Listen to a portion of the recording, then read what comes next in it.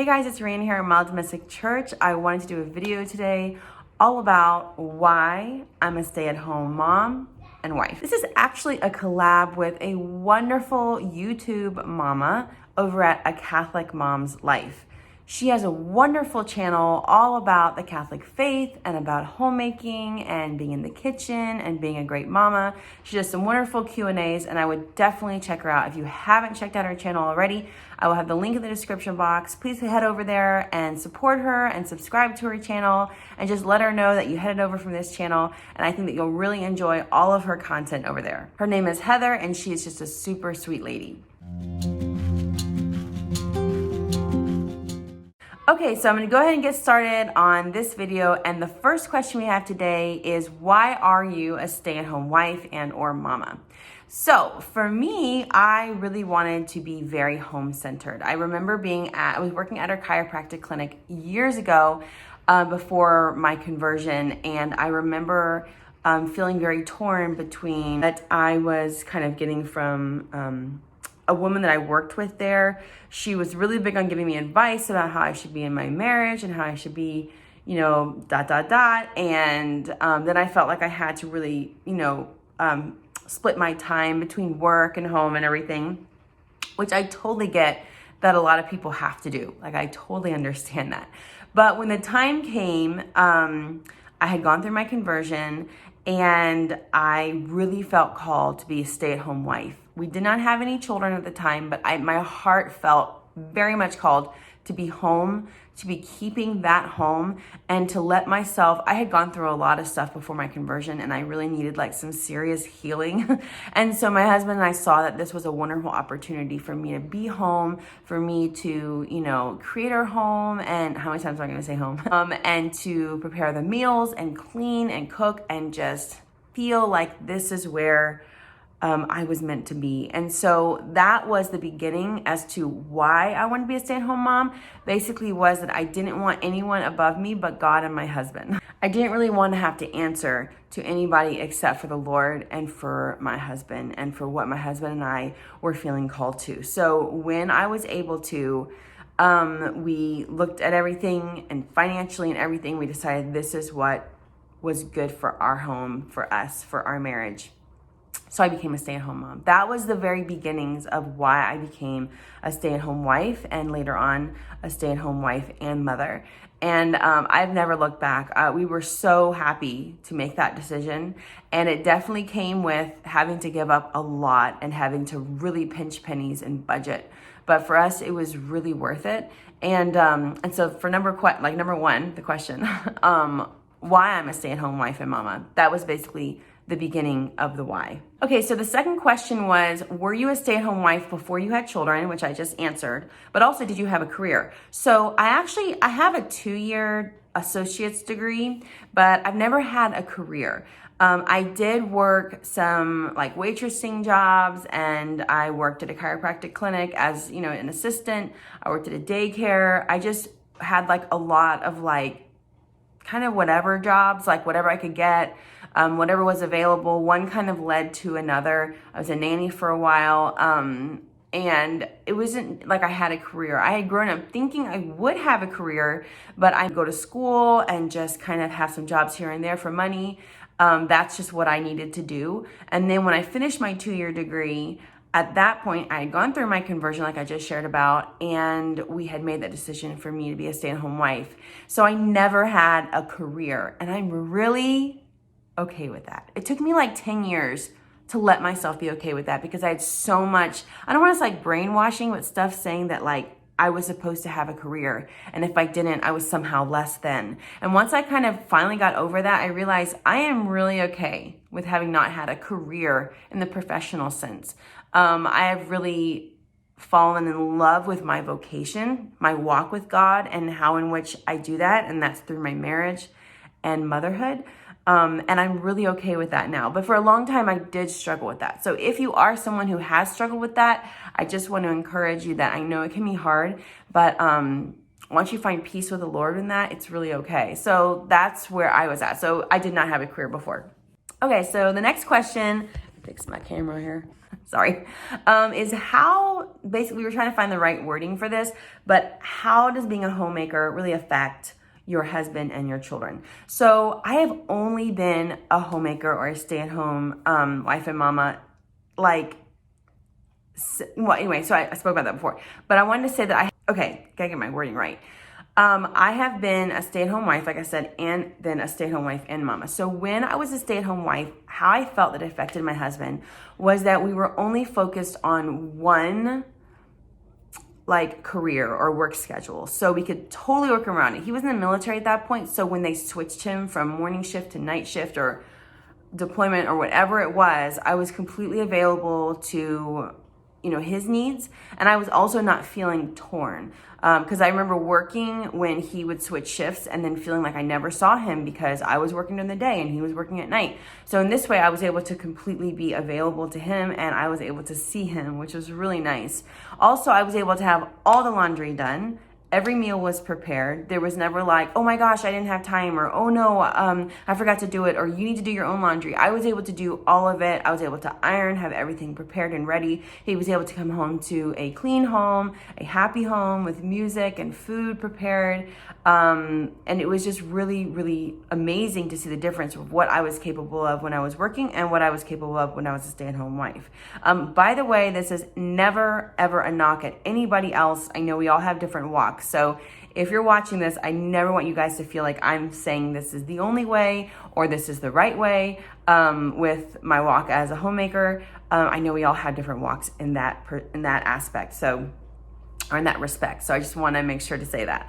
Now, how has it affected me with children? I have never worked and had children, so I don't have anything to compare it to, but all I do know is that I am always available to them. They see me in the home. They see my walk as a wife and mother. They see me preparing food in the kitchen. I've been able to teach my kids different aspects of, you know, the kitchen. I've been able to show them how to do laundry. They see when it needs to be done. We are able to spend time working on things, making charts for like how to prepare things in the room, how to clean in the room, spend time doing that. Now you could totally do that after work, but I have found that it's really nice to be able to do it throughout the day when is needed, when we're able to. So I think it's been able to positively affect them because they can see my role in the home.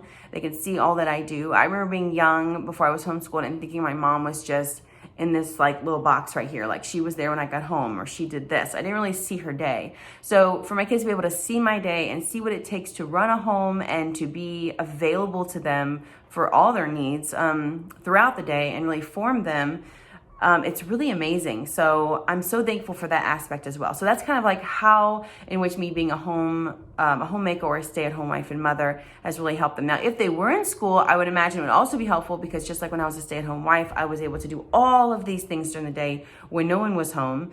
So if my kids did go to school, and if my kids did go to school, I would still want to be a stay-at-home wife and mother if I was able to be, because I could still do all the things I needed to get done. And when they came home, they could also come home to a joyful, clean, fresh, peaceful home, meals prepared and things like that. But I do like that they're home so they can see what it takes to do all of those things, because I think that's important. Okay, so the next one is, what do you like about homemaking? So I've kind of expressed some of that so far, but one of the things I really like about homemaking is I feel that I am not pressured with time and having to be somewhere here and there really fast. That's like the first thing I love, because I know that my main vocation, my main work is being done here. So I'm very cautious about setting appointments. I'm very cautious about when I need to be here or there, because I want to make sure that my primary focus is being in the home and serving all those here.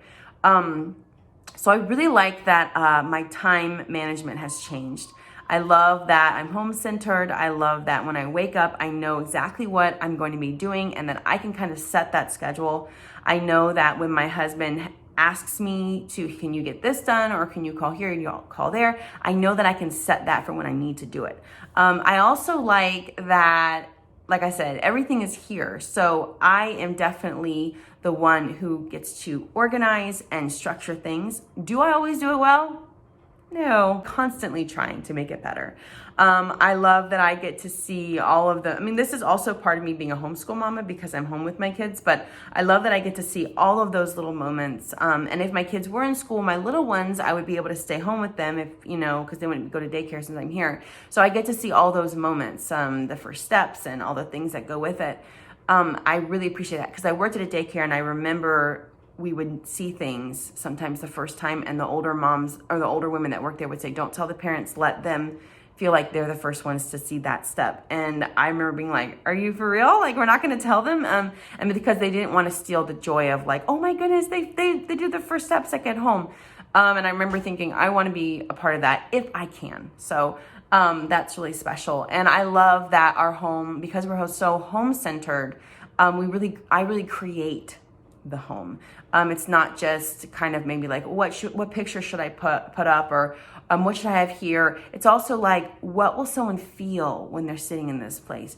What moments can we have when we do this project in this spot because we've set it up? So it just means so much. So that's what I love about it. The next question is, what do I not like about homemaking? I think one of the hard things is that because we are home-centered, everything happens here. So sometimes it's hard for me to separate, like, okay, we're homeschooling, or now we're doing this, or we're doing this because it's all in one space. So sometimes it's kind of like, my friends that work, they share with me that sometimes it feels like even though they're working, they feel a bit like it's their me time, because in the morning they get dressed, they put their makeup on or whatever, and they get all ready, and then they go somewhere, and then when they're at work, they're affirmed or they're given some type of quote unquote reward system. I know they're grown-ups, but like they're given some type of reward or appreciation. They feel like they're validated. Sometimes when you're at home, I feel like it's hard to get that. It's hard to even feel like you should get that because you're giving of yourself in your vocation, and I'm not all about getting rewards and incentives in my vocation. But sometimes when I hear of my friends at work getting some type of a positive, something from that, I'm like, wow, that must feel good. Like they say, the best reward you'll ever get is like your kids' hands, like your little hands, like wrapped around your neck, and I think that there is a great reward in that. But also, I am human, and so I am therefore not perfect. So sometimes there is that desire to be rewarded or like affirmed in some way that you see that like your working friends get. But at the same time, that's probably, I'm trying to think of what else I really don't like about it. I guess sometimes I feel like a lot falls on me, because I am home and because I'm available. So I feel like maybe, I do a lot of things in the home, but honestly, at the same time, I don't really feel like that's a negative, because I like that I get to do those things, and I like making the meals, and I like doing everything. And I actually have grown to really appreciate laundry. In the early years, I was like, laundry never ends, but now I actually kind of appreciate it because I know what we have. As I'm doing laundry, I'm giving things away. I'm putting things in the basement for, younger kids one day. I'm making sure, okay, guys, come get this, put it away properly. It's like, I really don't mind it. Dishes are another story. Dishes are really difficult because sometimes if I don't get paper plates, or if I'm not like cautious with plates, like, okay, guys, like don't keep taking cups, I'm like doing 3 loads a day, and that's very wasteful. So those kind of things, I just have to kind of like make sure I'm keeping my eye on and keeping things organized. So I wouldn't say I don't like it, but those are things that are kind of difficult sometimes in my day as a homemaker. So yeah. Okay, this next question is like my favorite question. It's one of my favorite things to think about and to focus on and to meditate on and pray about. Not that meditation and prayer are the same, because they are different, but to really focus on it. This question is, how does homemaking affect your family legacy? This means so much to me. First of all, I never knew family legacy was like a thing people talked about in like homemaking circles or mama circles and stuff. But in my heart, it always meant something from when I was a kid, and going home and visiting our family in Louisiana and seeing how the generations affect each other, and how my aunts who were marrying my uncles, so my mother had 5 brothers. So when they were getting married, their wives actually came and learned how to cook like gumbo and like all the meals, that my grandmother made. They learned to cook them her way so they could pass that down and make their husbands happy. And hearing those kind of stories, or my aunts and my grandmother would send us crocheted blankets and crocheted items. And it just, from a very early age, it affected me, that how there is something beautiful and legacy within your family. And when I finally learned that word legacy, I like stamped it and said, yes, this is the focus. So for me, I would read these magazines called Above Rubies, and they would talk about family legacy. And that's where I got the first time when I got the word legacy in a family. But I think about all the things that I'm doing with my children and how those stories are gonna be passed on into their hearts, into their children's hearts and their great-grandchildren's hearts. I share stories about their great-granddaddy and how he would take the citified guys out duck hunting on his Piro. And about Billy the Bull, a bull that he, they were inoculating the cows, and about, and all these different things. And I share these stories with my children because that's legacy. And I used to have a Sunday gumbo. I need to get back into that, y'all. And then the rolls that my aunt Sarita would make, and trying to just pass down these things within my family. And being a homemaker, I'm really able to really think about how I want to do this specifically, and not just say, well, it's just going to happen. Like what traditions we are going to do, and how I can plan and prepare those things and make them just so beautiful for the kids and for my mama heart. And so when my husband comes home on St. Lucy's feast day and the kids are doing their St. Lucy's feast day celebration, every time we take a picture of my daughter in the St. Lucy outfit, handing, her father one of the treats that we have. So there's just such beauty in being able to be a homemaker and passing down this amazing legacy and traditions within your home. And so that's like my favorite. So yeah, that's like my favorite. Okay guys, so that's basically all the questions.